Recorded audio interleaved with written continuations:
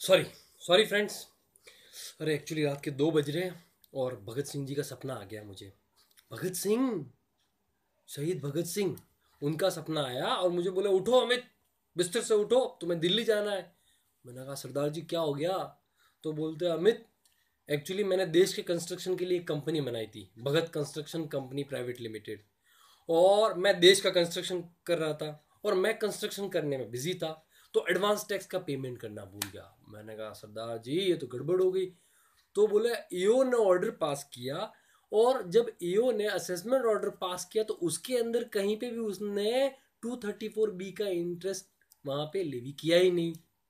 और जब उसने ITNS 150 भेजा मुझे, तो उसके अंदर 234 बी का इंटरेस्ट डाला था मैंने उसको आगे चैलेंज किया।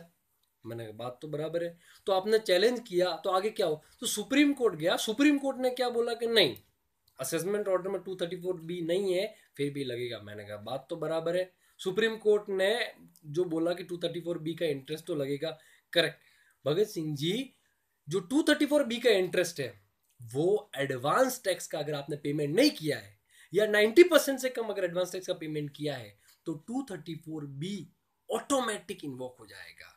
अगर एओ अपने ऑर्डर में उसको मेंशन नहीं भी करता है, एओ अपने ऑर्डर में उसको लेवी नहीं भी करता है, तो भी 234 बी का इंटरेस्ट लगेगा। तो सुप्रीम कोर्ट ने जो अपने ऑर्डर में बोला कि जो भगत कंस्ट्रक्शन कंपनी प्राइवेट लिमिटेड है, उसके केस में बोला कि 234 बी का interest is an automatic interest.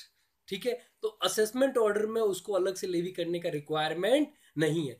Case का नाम क्या है फ्रेंड्स? भगत constructions private limited. Bhagat Singh ji किसके काम में लगे हुए थे? देश के कंस्ट्रक्शन में। Okay, thank you so much.